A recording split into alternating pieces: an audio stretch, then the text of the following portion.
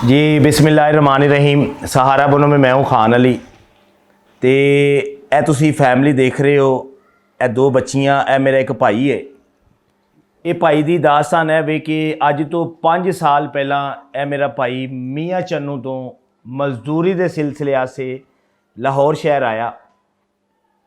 लाहौर एक वड्डा शहर है, काफ़ी लोग आते हैं इत्थे मजदूरी के सिलसिले से आते हैं, अपनी रोजी रोटी की तलाश आस्ते वड्डे शहर ही आते हैं।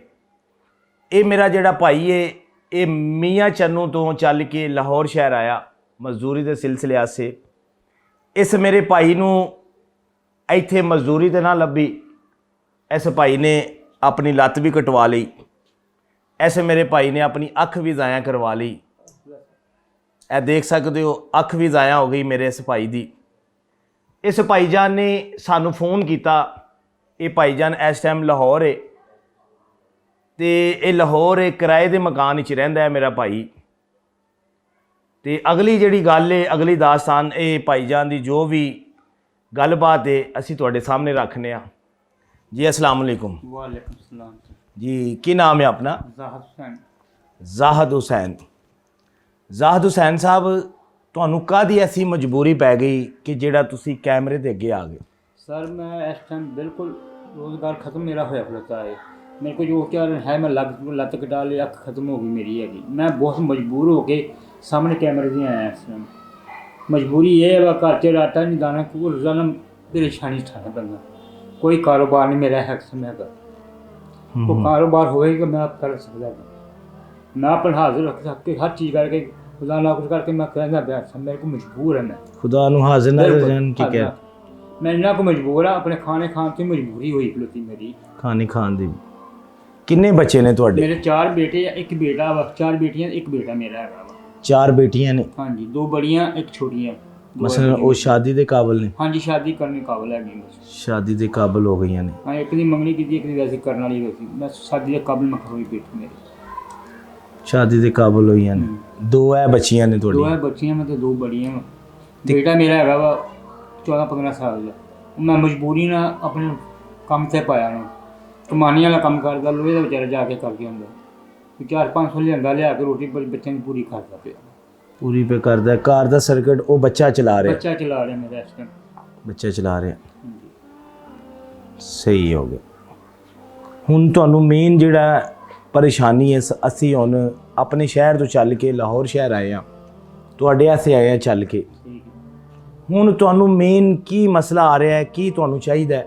सर मैं कारोबार करना चाहता, कोई दिन भले की रेहड़ी लग जाए, कोई फटा जा लग जाए, उस रोजगार बन जाए, कोई 2-400 मैं फड़ लूँगा, 2-400 बच्चा मेरा फड़ ले।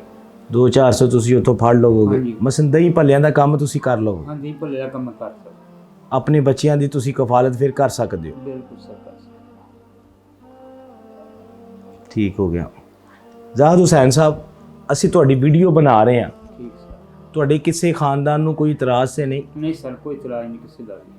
नहीं, कल नू वीडियो तुसी अपनी मर्जी नाल बनवा रहे हो? बिल्कुल अपनी मर्जी ना बना रहे हैं, और मैं बार बार आपको टेलीफोन करके सट के बनाया खुद मैं जी। अपनी मजबूरी ना बना रहे मैं बिल्कुल। ये ज़ाहिद हुसैन साहब ने, ते तुहानू दोस्तां नू पता है कि मेरा व्हाट्सअप नंबर है वीडियो के अंदर, तो ये भाईजान ने सानू फ़ोन करके इतला दी कि मेरे घर की यह सूरत हाल है, यह परेशानी है। तो जिन्नी देर असी विजिट ना करिए, जिन्नी देर असी आइए ना, तस्दीक ना करिए, असी उस बंदे की हैल्प तक नहीं पहुँचते।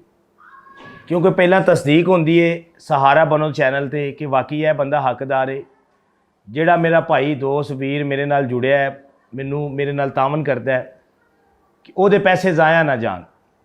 दूसरी गल है वे कि काफ़ी दोस्तां ने, वीरां ने, भरावां ने फेसबुक के उत्ते मेरी फेक आईडी बनाई हुई है, और फेक आईडी तो सहारा बनो की वीडियो उठा के वो चला रहे हैं। तो भाईजान मेरा यही नंबर है, जिहड़ा स्क्रीन पर चल रहा है, यह नंबर है मेरा।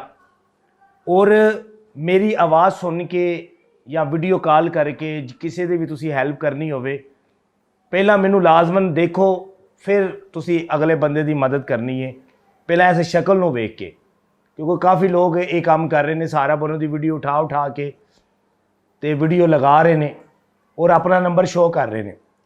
ਤੇ ਇਹ ਜ਼ਾਹਦ ਹੁਸੈਨ ਸਾਹਿਬ ਨੇ, ਤੁਸੀਂ ਇਹਨਾਂ ਦੀ ਗੱਲ ਸੁਣੀ ਮੇਰੇ ਦੋਸਤਾਂ ਨੇ, ਵੀਰਾਂ ਨੇ, ਕਿ ਇਹ ਭਾਈਜਾਨ ਨੇ ਬੜੇ ਮਜਬੂਰ ਨੇ, ਪਰੇਸ਼ਾਨ ਨੇ।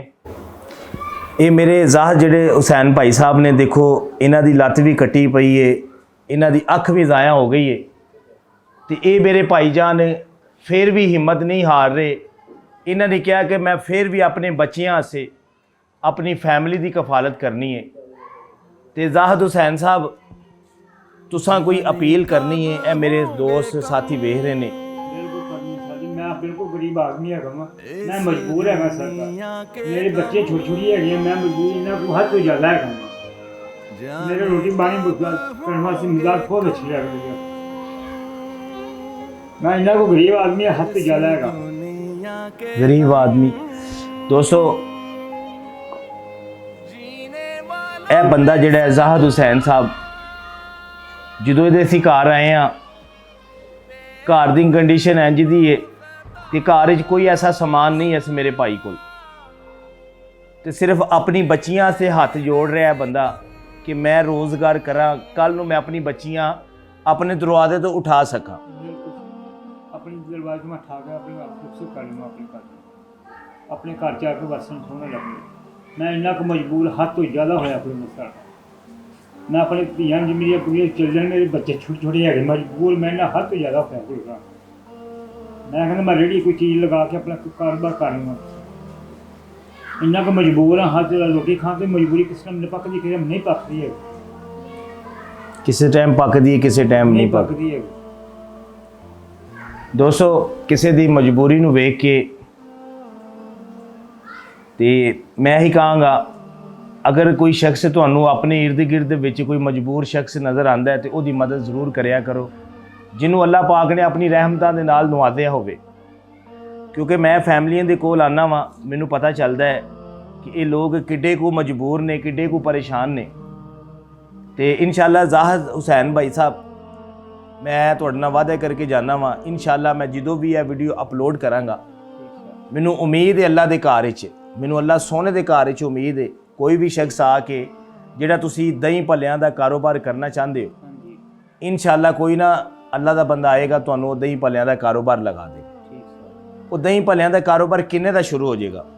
सारे जो होएगा 30-40 हज़ार रुपये लग जाता है। सारा सौदा लेना, सामान सारे लियाने, कोई तसले को लेना देना, बर्तन कुल्फी हर चीज़ को कुछ लाना, हर चीज़ बनाना, बस 40,000 रुपये च बस तुहाडा रोज़गार चल पेगा। चलें जी, इंशाअल्लाह जी, मैं जो वीडियो अपलोड करांगा, कोई भी अल्लाह दा नेक बंदा आएगा, तुहाडी इंशाअल्लाह मदद ज़रूर होगी।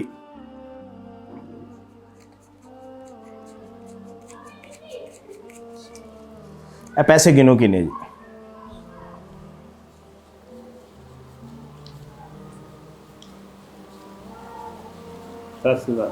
दस हज़ार।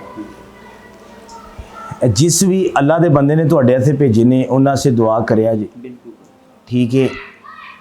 तुहाडी देखो जी, अगर मैं वीडियो अपलोड कर रहे हैं, कोई भी शख्स आंदा है, इंशाअल्लाह तुहाडी मदद हो जाएगी। तो ये पैसे तुहाडे ने, इनू तुसी इस्तेमाल करो अपने बच्चियां दे विच, जो भी तुहाडे घर च राशन नहीं या कुछ भी तुसां करना है, इंशाअल्लाह मैनू तुसी 2-3 दिन का टाइम देना है। उस तो बाद इंशाअल्लाह मैं खुद आवांगा लाहौर आके मैं तुहानूं बकायदा समान लैके, ठेला जो भी तुसां बनवाना है वो बना के तुहानूं रोज़गार ते मैं खड़ा करके जाऊँगा। ठीक है जी, जी अल्लाह ताला तुहानूं सेहत दे, तंदुरुस्ती दे।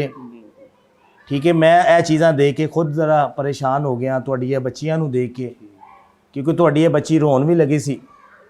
ज़ाहिर है एक इंसान मजबूर होवे, छोटे छोटे बच्चे ने, दूजे बच्चों को वेख के कोई ना कोई तो दिल करता है बच्चों का। बिल्कुल हम सानू पता इससे सर मैं कुछ चीज़ बच्चे बना के दे सकी, जिन्नी वो गल है कि जो कुछ पुराना है छोटे लोग पा कर गुजारा करता है।